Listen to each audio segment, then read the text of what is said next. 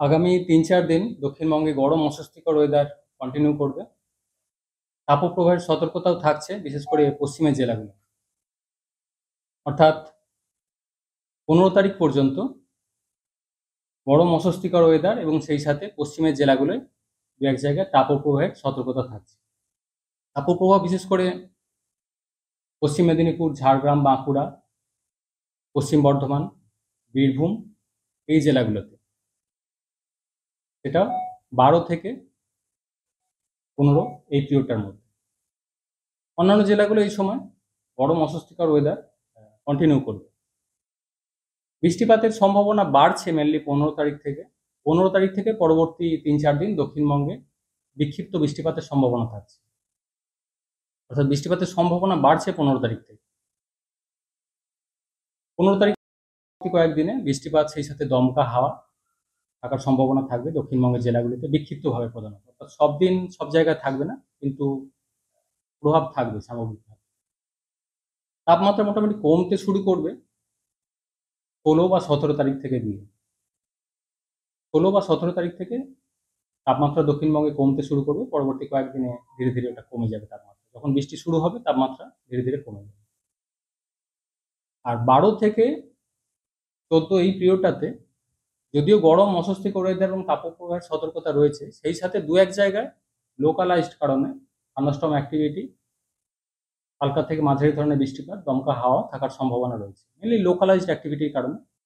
Mainly হালকা ধরনের অ্যাক্টিভিটির সম্ভাবনা থাকছে ১২ তারিখে যে কোনো জেলাতেই থাকার সম্ভাবনা রয়েছে। কিছুটা বেশি সম্ভাবনা মেনলি পশ্চিমের জেলাগুলো, পুরুলিয়া, বাঁকুড়া, ঝাড়গ্রাম, পূর্ব পশ্চিম বর্ধমান, বীরভূম, সেই সাথে মুর্শিদাবাদ, নদিয়া এই জেলাগুলোতে সম্ভাবনা কিছুটা বেশি। তবে মেন বৃষ্টিপাতের সম্ভাবনা যেটা বাড়বে সেটা হচ্ছে ১৫ তারিখ থেকে। সেটাও বিক্ষিপ্ত বৃষ্টিপাতের সম্ভাবনা, অর্থাৎ সব জায়গায় সব দিন হয়তো থাকবে। কলকাতা পার্শ্ববর্তী অঞ্চলে আগামী ৩ দিন প্রধানত শুষ্ক গরম অস্বস্তিকর ওয়েদারই থাকার সম্ভাবনা রয়েছে। কিছুটা সম্ভাবনা রয়েছে হালকা ধরনের থান্ডারস্টর্ম ঠান্ডারি অ্যাক্টিভিটি ১২ তারিখে কোথাও কোথাও কিছুটা সম্ভাবনা রয়েছে, যদিও সম্ভাবনা কম। মেনলি সম্ভাবনা বাড়ছে কলকাতা পার্শ্ববর্তী অঞ্চলে ১৫ তারিখ থেকে। দমকা হাওয়া সহ বৃষ্টিপাতের সম্ভাবনা থাকবে বিক্ষিপ্তভাবে ১৫ তারিখ থেকে পরবর্তী ৩-৪ দিন। দিনের তাপমাত্রা কলকাতা পার্শ্ববর্তী অঞ্চলে সর্বোচ্চ ৩৯ ডিগ্রি কাছাকাছি থাকার সম্ভাবনা রয়েছে আগামী ২৪ ঘন্টায়। পরবর্তী ৩-৪ দিন প্রায় ১৫ তারিখ পর্যন্ত খুব বেশি চেঞ্জ নেই। তারপর ১৬ তারিখ থেকে পরবর্তী কয়েকদিনে ধীরে ধীরে তাপমাত্রা আবার কমবে কলকাতার ক্ষেত্রে।